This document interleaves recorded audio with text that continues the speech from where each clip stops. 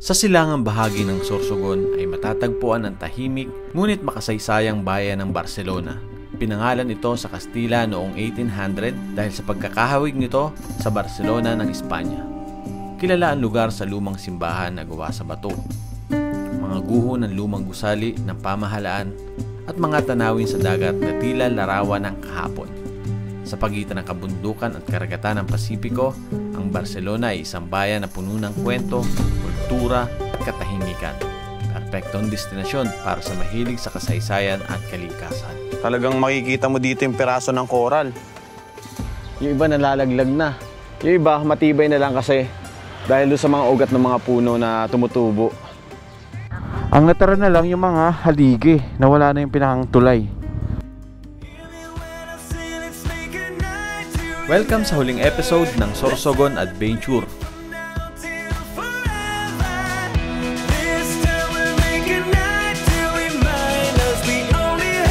May malaking pili dito. May malaking pili. So medyo malakas yung alon. Pupunta ka dito sa kalsada. And guys, yung pansit nila dito may suka. Ano siya? Pinalamig. Ang tawag. Ay, palamig pala. Thank you. Ito. Thank you for that.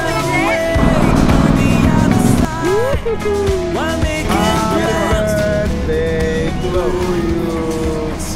you. 1940, yung solar dry pancit ba to?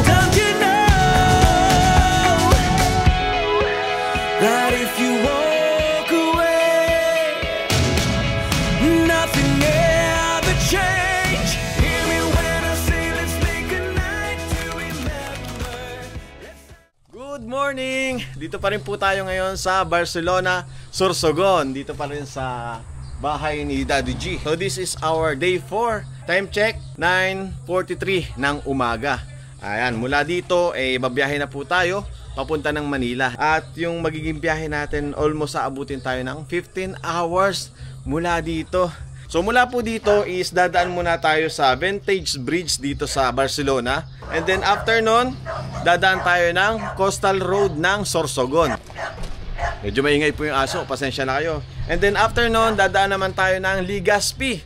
Sana magpakita ulit sa atin si Mayon. And then after ng Legazpi, daan tayo ng Kamalig Bypass. Yan, para makita ulit natin si Mayon. Sana magpakita po sa atin si Mayon ngayon kasi nung papunta kami, umuulan. Medyo cloudy at hindi nagpakita sa atin. Sana pagbigyan tayo. So today is June 27 and tomorrow is birthday ni Boy Boy. Alright, birthday ko na. Dan tayo abutin ng birthday ko, no? Ayun. Ayun.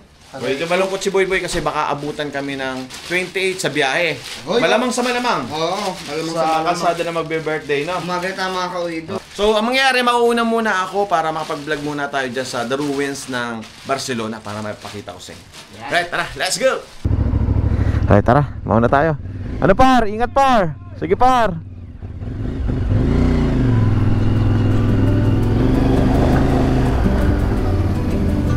Paalam, Bulkan, Bulusan, pakabait ka. Hanggang sa muli. Kita-kit sa Philippine Loop. Let's go.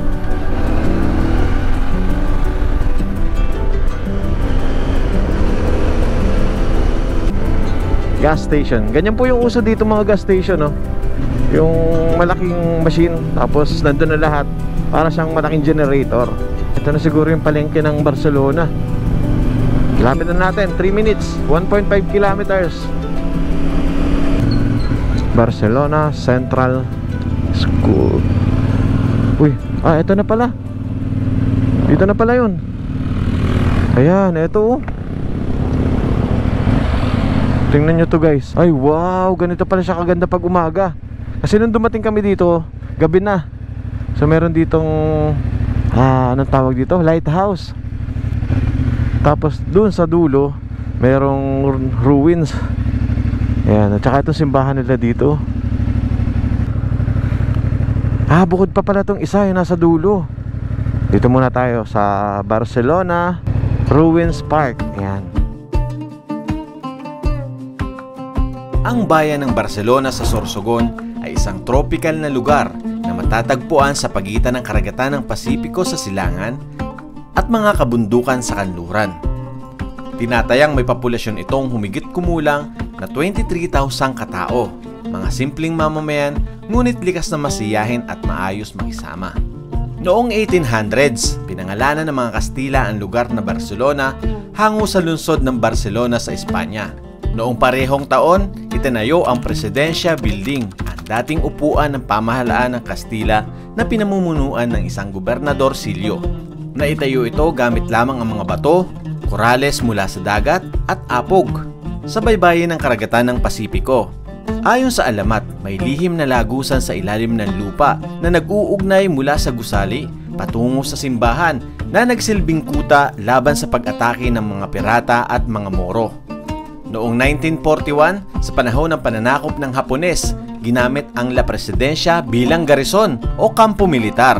At pagkatapos ng labanan sa Maynila noong 1945 sa kampanya para sa kalayaan, ito'y muling ginamit bilang tanggapan ng pamahalaan ng bayan na pinamunuan ng isang municipal president. So guys, nandito na tayo ngayon sa Barcelona Sorsogon Ruins Park. Bali dito, kailangan yung mag-login tsaka magbayad ng 10 pesos po. Ano po? Para saan po yun? Environmental. Yun, environmental fee for maintenance dito. 10 pesos only. Yan. Thank you po. And then, pwede na tayong pumasok dito. Ayan, tingnan nyo naman guys. Tinutubuan na siya ng mga puno. Yung mga ugat. Sa ngayon, yung mga ugat na lang yung nagpapatibay dyan. So, ito daw yung dating munisipyo nila. Ito pala, La Presidencia Ruins. So, yung pala ang pangalan nito. So, pasok tayo dito sa loob. Guys, ito na lang yung natira. Doon sa dati nilang munisipyo. Yung iba nalalaglag na. Yung iba, matibay na lang kasi dahil doon sa mga ugat ng mga puno na tumutubo. 18th century pa to.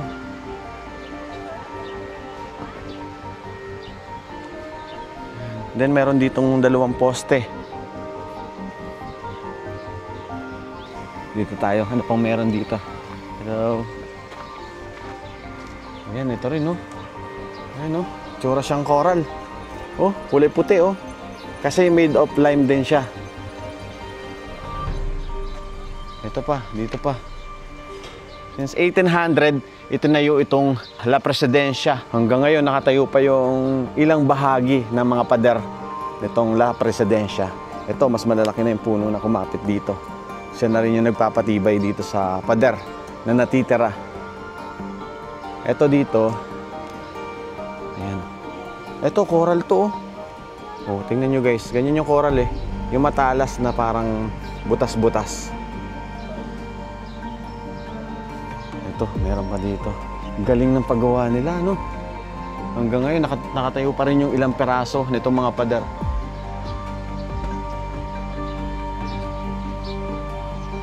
Oh. Then ito, may peraso ng bato dito. Siguro dito yan. Natanggal o nalaglag. And then doon, oh, nilagyan nila ng kahoy. Good morning. Galing ng pagkakagawa nila. Nahati nila na parang hollow blocks, oh. Itong part na to, blocks siya. Tsaka yun. Pero pagdating dito, siguro nakutkot na to. Ayan, parang may lumot na.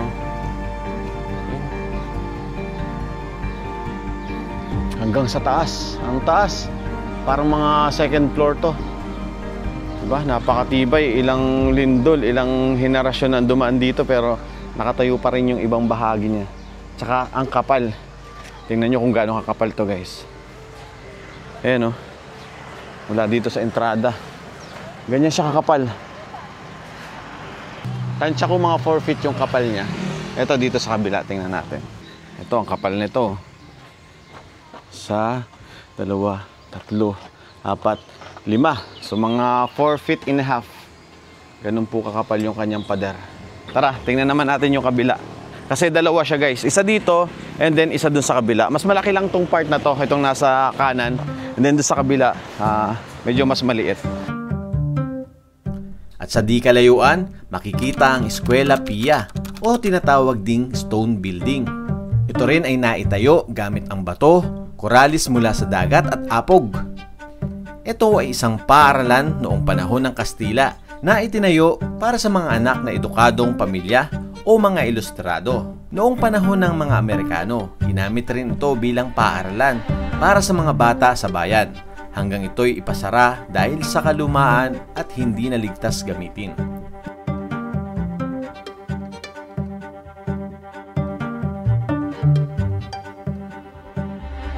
So pader na lang din yung natitira, guys.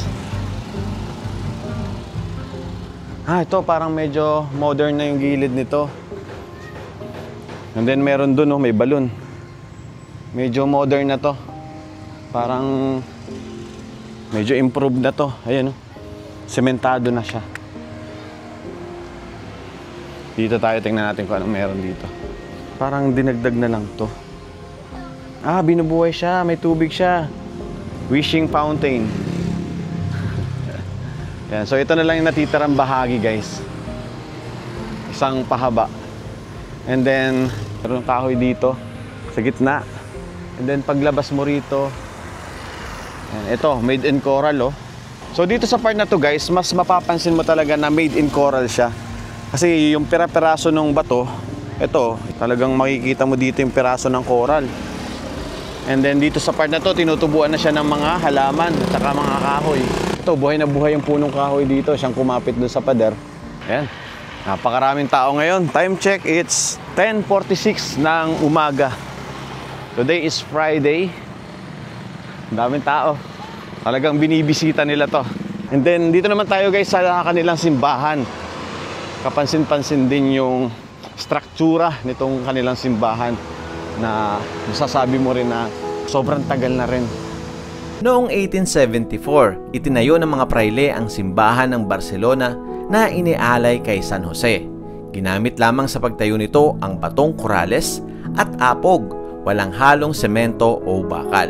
Ito ay nagpapatunay sa kasanayan ng mga lokal sa pagbuo ng matibay na istruktura.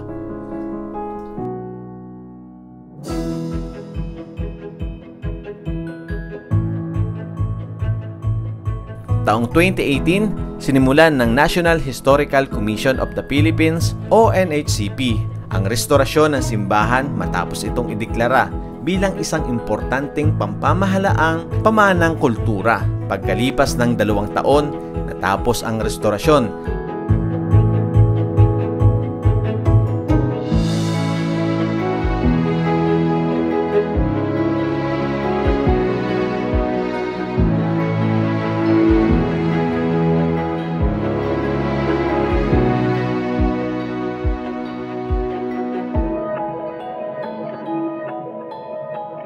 Yung hitsura niya, kung pagbabasihan mo dun sa hitsura na natitirang pader ng La Presidencia, halos parang the same lang siya. Pero ito, medyo buo pa. So ito daw ay yari sa coral at saka batong buhay na may estilong neoclassical. 1874. Kaya pala siya mukhang ano din siya, coral, oh. May pagka-coral din. Dito sa loob, medyo moderno na. Itong pinakang pintuan at saka yung bungad lang nitong simbahan, siya yung natitirang made on corals at saka mga limestone. Kung ating titingnan mula dito, buong buo pa siya. Ayan, oh. At saka napakataas. Sa kasalukuyan, ang mga gumuhong Barcelona Church, Presidencia Building at Escuela Pia ay bahagi ng Barcelona Ruins Park, isang pamanang lugar na pinagdarausan ng iba't ibang makabuluhang aktibidad sa buong taon tulad ng game fishing competition, agri-trade fair, Valentine and Christmas display, mga cultural event and community celebration. Ang Barcelona Sorsogon ay tunay na mayamang lugar sa kasaysayan, kultura at kabutihang loob ng mga tao rito.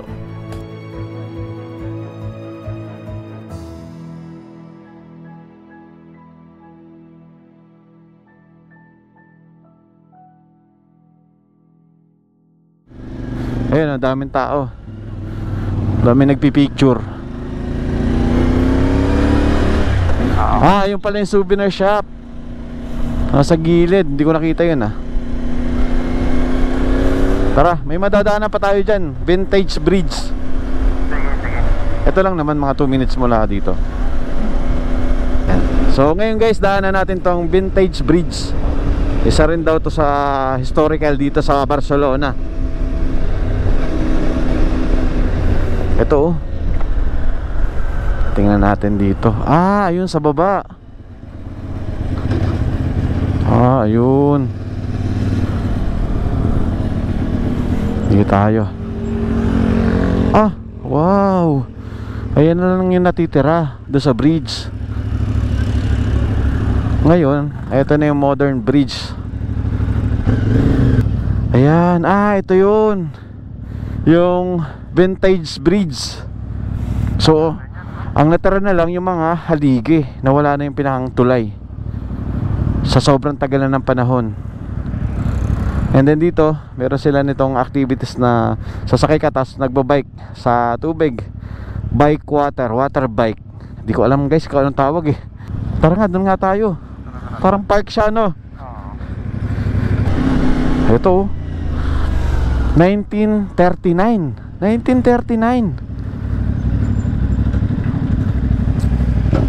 Ayan, so ginawa na siyang park. Ito, vintage bridge.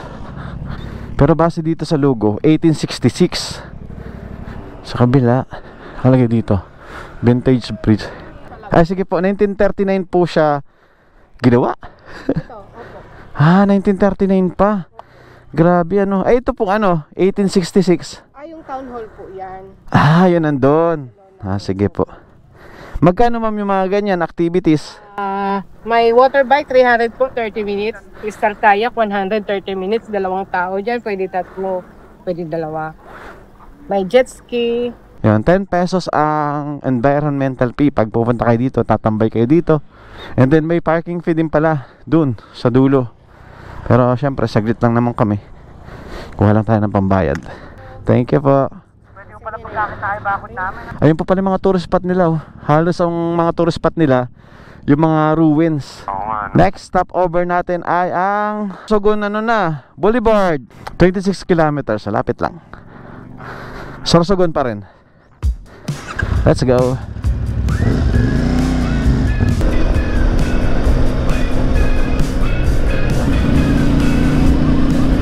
Napakainit.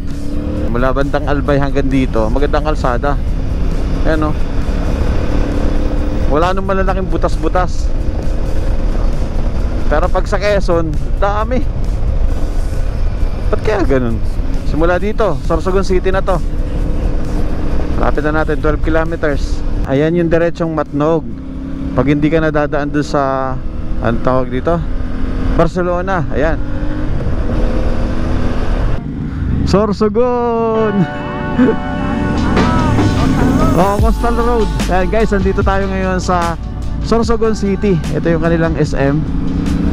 Dadaan lang tayo sa kanilang Coastal Road. Guys, ito na yung Coastal Road dito sa Sorsogon.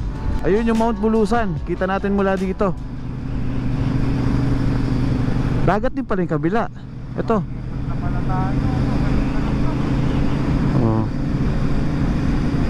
Woohoo! Ang haba pala, hanggang doon pa yun oh.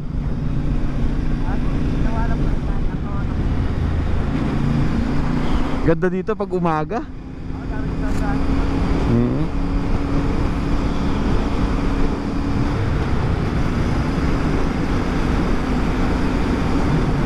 Ano kaya ito ilog? Itong kabila no? Ah, ano siya? Ilog nga. Tapos ito yung tulay. Oh.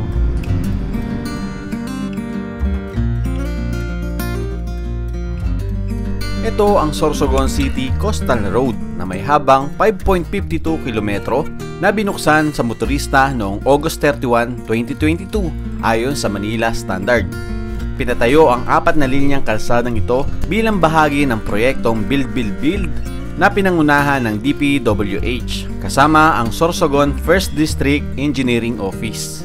Matatagpuan ito sa Sorsogon Bay at nagsisilbing lugar para sa pasyalan, jogging, biking at road connectivity.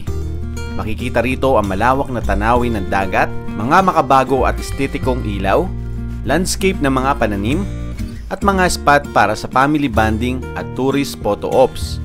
Isa ito sa pinakamagandang boulevard sa Pilipinas at layuning pasiglahin ang turismo at lokal na ekonomiya ng Sorsogon.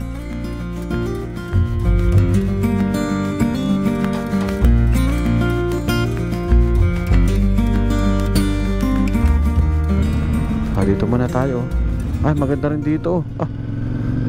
Parang aapaw na yung dagat. Tingnan nyo. Siguro pag malakas yung alon o malakas yung hangin dito o may bagyo, aapaw hanggang dito yung tubig. High tide na siguro to. Kaya so, tingnan mo, halos sumapaw na dito sa kalsada. Punta lang ako dito sa bandang dulo. Ayun o, Sorsogon City Tourism. Ito pala yung tourism office nila.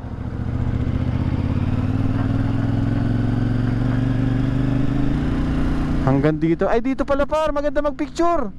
Dito, sunod kayo dito. Ito.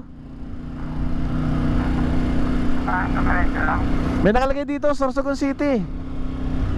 Diretso lang dito, ang ganda.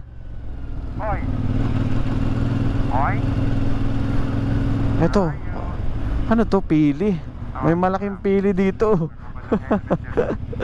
Malaking pili. So medyo malakas yung alon. Pumupunta hanggang dito sa sa kalsada. Parang sobrang baba naman ito. Halos kapantay na nitong dagat. Ayan lawak dito. Ganda pala dito. Ito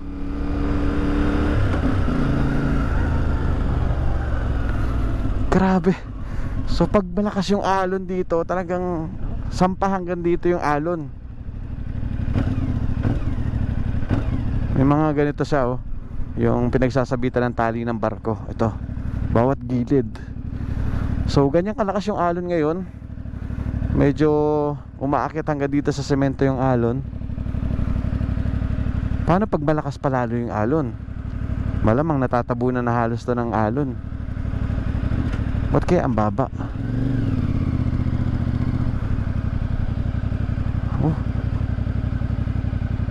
Parang pwede kang tumalon dito para maligo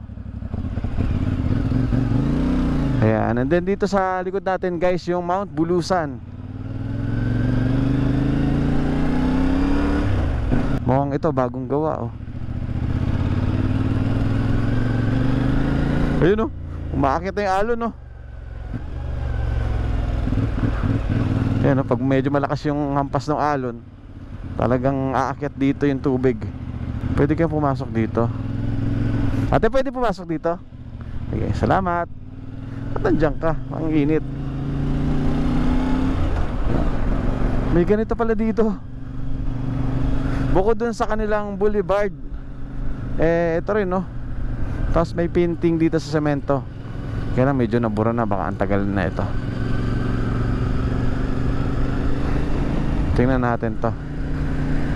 Nakalagay dito Rompiolas Sorsogon City. Baligtad kasi. Ayan. Grabe, astig pala dito.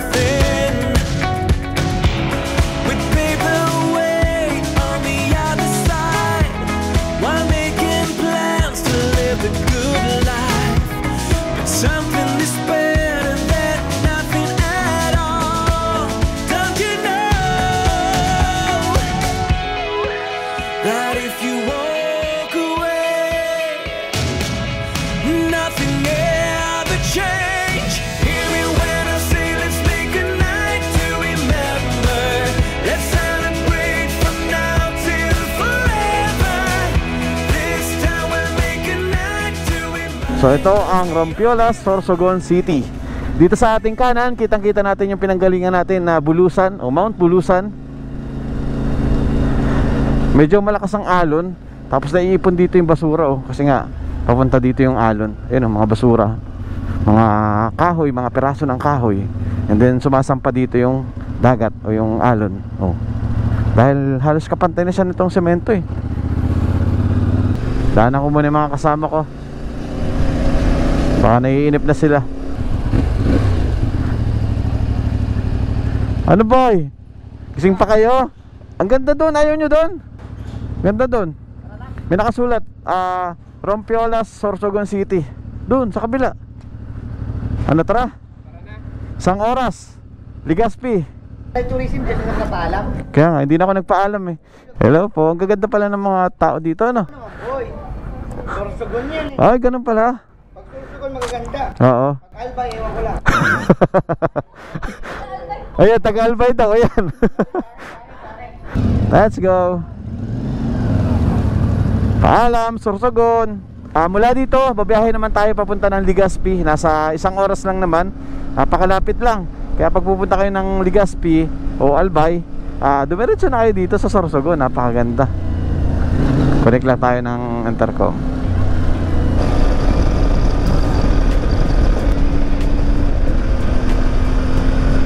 Sana ganito hanggang Quezon, no? Talaga naman mag-i-enjoy ka. Pagdating naman sa Sorsogon, ganda na ng daan. Daraga. Ay, Albay na to. Unang bayan ng Albay is Daraga mula sa Sorsogon. At siya naman ang pinakamalayo pag galing kang Manila. Ngayon ko lang nalaman yan. Tayo, pag doon pa tayo dadaan, may lubak, ang lalim yan. Eto na. Lagpas na tayo ng Sorsogon eh, kaya medyo may lubak-lubak na ano. Oo nga no. Oh, lalim mo. Diba? Walang ganito sa Sorsogon, boy. Lagpas na tayo ng Sorsogon eh, kaya meron ng lubak-lubak eh. Kaya nga. Ito eh. Oo, ito na yung palatandaan. Oh, dito nga. Ito yung hinahanap ko. Gandang view dito. May paakyat dito eh. Ito ba yun? Ito yun oh. Yan, oh. Guys, so kita dito yung mayon. Kaya lang ang daming ulap. Talaga. Ay, sayang Sinta, di ka pa nagpakita. Sakit naman talaga. Time check 12:22 na. Ganitong oras din tayo, no? Tanghali na kasi, kaya maulap na. Tingnan natin dito, baka meron pa. Ito, ganda ng kalsada, oh. Woohoo! Ito, yung kanan, yan, papunta rin yan doon sa Bacon, yung pinuntahan natin. Bicol 640. Kaliwa tayo. Ano, hanap tayo laing, no? Matikman man lang natin bago tayo umuwi. Bicol Expert at saka ano, laing. Yan. Hello. Sino itong mga to? Sumunod ba? Jeric P. Ayan. Ay, shoutout. Anong, may channel ka ba? Meron po. Sige. Ride with Charles po. Ride with? Charles po. Ride with Charles. Ride with Charles. Sige, sige. Meron daw pala si J4 doon. Saan kayo papunta niyan? Boy, tara. Tara pa. Sama-sama na tayo. Ayan, ingat kayo, ingat. Ingat. Ganda na setup nila, may bag at saka gas sa gilid, oh, 'di ba? So dito muna kami. Ingat kayo, ingat. Salamat. Ayan, shout out kila Charles. Bastig yung dinaanan natin ah. San tayo pinadaan ni Google Maps ah. Tapos ito yung ano, dulo. Ay wow, kalmado ang dagat ano. Laki ng bangka, oh. Saan tayo, kuya? Ayun, yung signage sa Legazpi. Sorry, dito tayo. Ayun. Parang dapat diretso na natin. Ito ang coastal road ng Legazpi. Doon sa banda ron, marami paggabi, marami mga tindahan dyan. Maraming tao dito paggabi. May bago silang activity, ano dito ba? Activity area ba to? Ganda ng design, no? Pag ano, no? Pa-carve. Ayan yung mayo, no? Sa likod nyo, oh. Hindi nga lang nagpakita, guys. Talagang may balat si Blair. Taga saan po kayo? Saan yun? Albay? Ayun, thank you. Masyadong mahihain si Mayo ngayong araw. Napakakapal ng ulap. Siguro dahil katanghalian, dapat siguro umaga o kaya naman hapon. Bro, dito na kami. Sec Moto Supply, Legazpi. Yan, pag naghahanap kayo ng mga sec helmet na kagaya ng mga ginagamit namin, jacket, gloves, yan, available po dito sa Sec Legazpi. So, dadaan muna tayo guys ng Cagsawa para makakain tayo ng Bicol Express at saka Laing, para may pasyal naman natin yung dalawa. Dito tayo, yan, welcome to Cagsawa. Hindi, dito muna tayo, papasok tayo sa loob. Pay parking pala dito. Maglalakad pa tayo. Hindi, sa loob lang dun, oh. Maglalakad pa tayo? Oh, pwede pala dun. Sa loob, boss. Dito pala, pwede. Thank you, sir. Thank you po. Ayun, oh, pinapasok tayo, boy, oh. Pwede ba magpa-picture sa'yo? Ah, sige po. Kilala niyo po ako, sir? Oo naman. Hindi ata ako yun. Ano po pangalan ko, sir? Ayun, oh. Shoutout kay sir. Ay, naka-record, sir. Anong pangalan niyo po? Erlit Adante. Ay, kay Sir Erlit Adante. Ayan, shoutout kay sir. Ayun na, boy. Oh, hello po. Naka-record po ito. Hello. Shoutout po sa inyo. Ito. Thank you, Kuya Jet. Thank you so Thank you. Picture tayo. Sige po. Baka mapasok kayo, sir, dito kayo. Kapicture na ito. Sige po. May kung sikat ka di. Ako sir, mapicture ako na. Sana makakita na tayo dito ng ano, ng laing.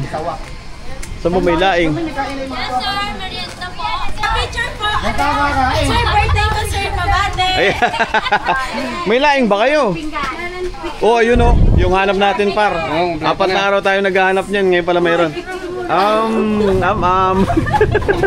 birthday sa akin. Ay, happy birthday sa'yo. Ay boy, ka-birthday mo. Ka-birthday mo.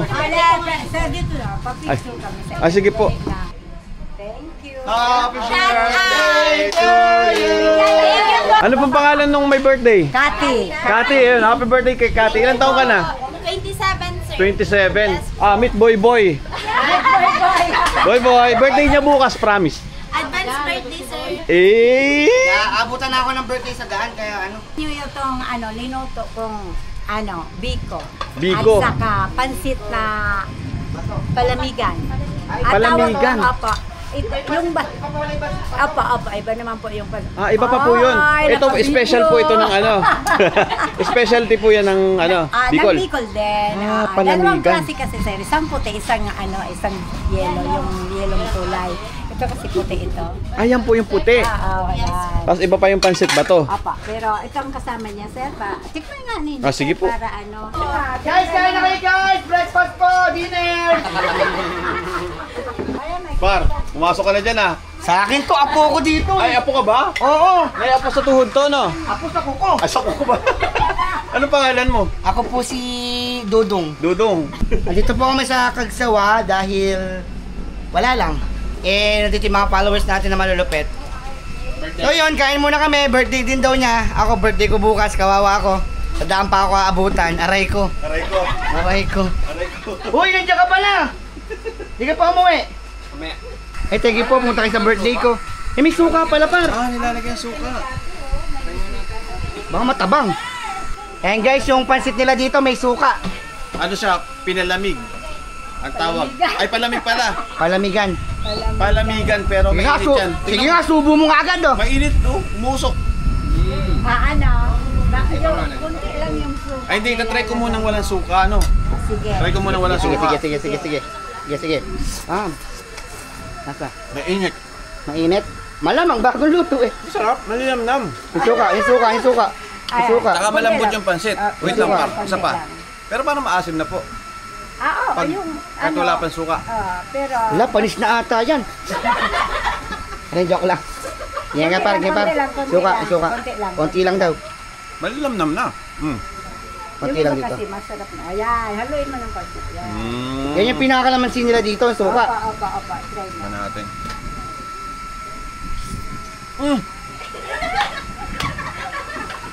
Nasa. Sarap. Ano sa Bicol yung masarap? Matsaram. Masyaram. Matsaram. Oh. Matsaram Ken ay Kapampangan pala yun. Tuba. Tuba. Alam mo yung tuba? Yung ganun sa poso. Tuba. Sarap. Oh, ako naman. Sige na, okay na yan. Mamaya ka na mag-vlog. Dagdagan ko pa para maakin. Napadaan na kami, napakain pa. Ano tawag dito? Testing mo.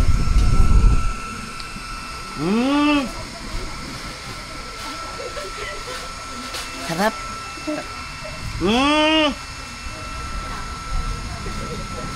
Asim. Ayan, shoutout po sa Seikis. Since 1998, kaedad ko pa. Kagsawa Daraga Albay. Yan. Masyaram Kening Pansit Palamig. After 5 days? 4 days? Sarap. Sarap. Masaram. Masaram. Wala lang gata. Ayan ang Bicol Express na Ayan. Baka mahina ka sa kilay ha. Kaya nga, Iyak ka pinipili dyan. ko. Wala man? Okay, sige. Bye-bye. Wala. Oh, 5 peso. Par wala. Wala. Wala. Wala ano. Siling ano to na Labuyo? Maanghang. Promise, maanghang tayo. Pinigahan ni nanay, nakita ko kanina. Maanghang talaga. Pinigahan niya. Yung pinaka-specialty ko, yung sinigang sa buko. Opo. And then, yung Bicol Express. At saka yung Pansit Bicol. And then, laing, pinangat. Pero kung tatanungin ako, yung specialty ko, yun ang pinaka-specialty ko. Yung sinigang sa buko.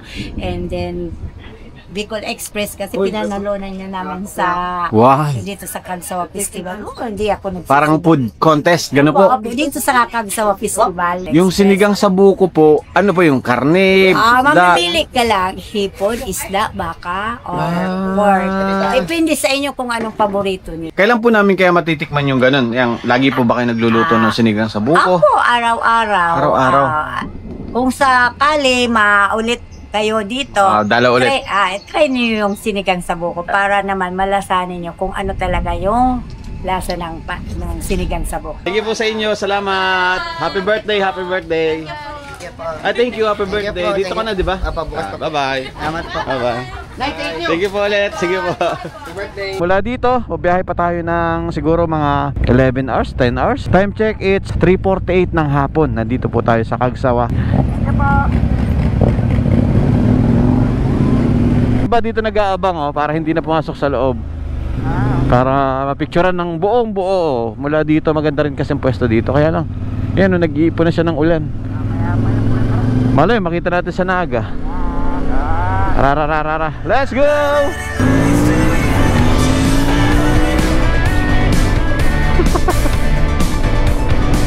Saan tayo? Paalam ngayon hanggang sa muli. Kamsur. Yan, dito na tayo ngayon sa Camarines Sur. Guys, nandito tayo ngayon sa Bato, Kamsur. Dito ka makakabili ng mga pansit bato, kagaya nito. Meron sila nung malalaki. Yan. Then meron din sila nung maliliit. Para magkano yung pansit? 200. 200 pesos lang. Tapos nabasa ko lang to.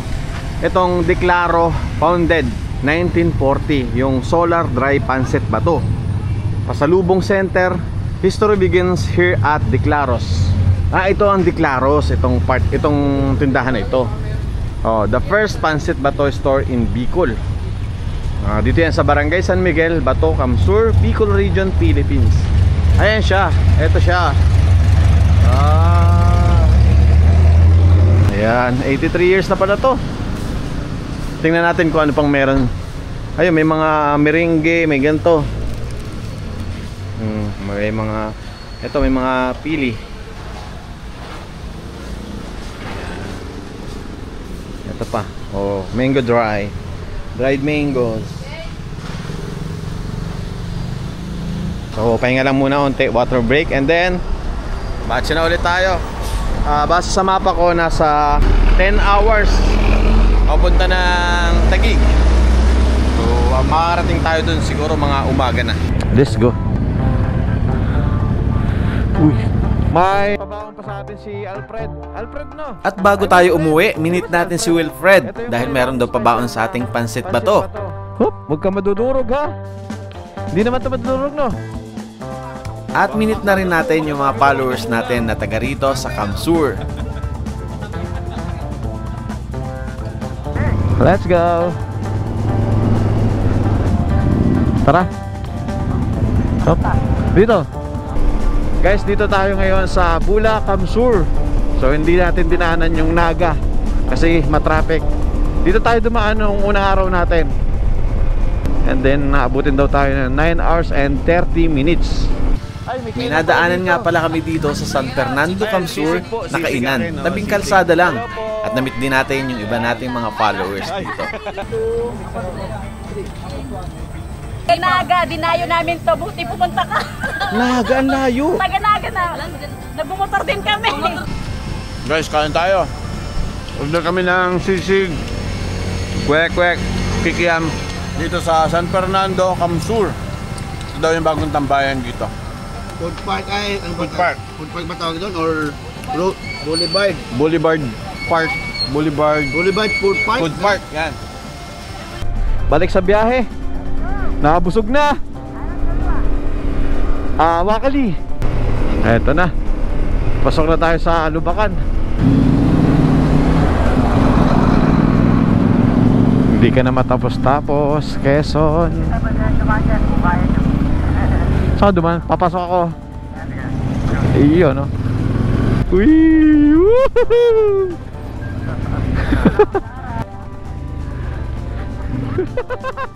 Aray ko. Sige, pasok. Ay, hindi ba ikaw yan? Panis. Uy! Panis kay tatay. Ang galing. Woohoo! Na tayo sa Ragay. Mapapaaray ka. Mapapaaray ka na sa Ragay. Aray. Woohoo!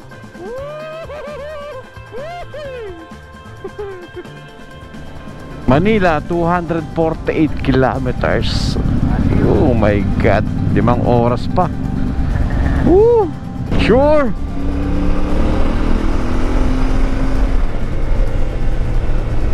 Update 12 AM na. It's June 28 and birthday na ni Boy Boy. Nandito pa rin tayo sa Atimonan, Quezon. Nasa kalsada pa rin kami. Dito na siya inabutan ng birthday. Aray ko. Yan, so naghanap na lang kami ng aming pagpapahingahan para makapagpahinga muna. Grabe, antok na tayo. Nagmumotor tayo simula alas 10 ng umaga hanggang alas 12 na ng umaga. At happy birthday kay Boy Boy. Happy birthday to you. Ito na nga inabutan. Thank you po. Ito yung kanyang handa ngayon, lugaw. Guys, so happy birthday kay Boy Boy. Ito yung cake niya. Yun, Happy birthday po. Inabutan sa daan. Wait. Kandila pa. Gigi. Ayan, kandila. Oh. Wait. Happy birthday. Wait lang. Ano ba? Wala. Happy birthday to you. Hindi na wala. Sama. Gaganin mo na lang. Sige, sama. Blow. Yun! Thank you po! Hoy, napaka-solid ng birthday ko ngayon ha. Adventure yan. Inabutan sa kasada, no? Bibihira yan. Thank you po. Tara, let's eat. Tokyo, Japan. Guys, time check. It's 1 AM. Kakababa lang natin natin muna. So, mukibin muna tayo dito sa gitli.